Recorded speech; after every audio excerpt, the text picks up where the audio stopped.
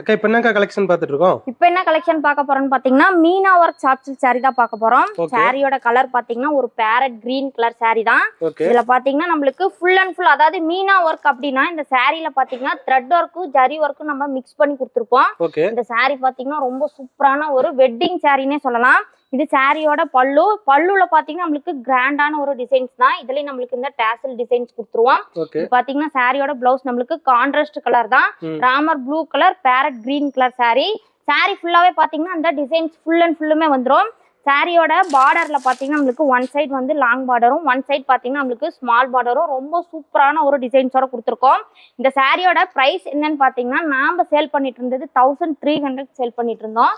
இப்போ வந்து நம்ம என்ன ஆஃபர் தர போறோம்னு பாத்தீங்கன்னா ஜஸ்ட் வந்து 950 ரூபாய்க்கு கொடுக்க போறோம்.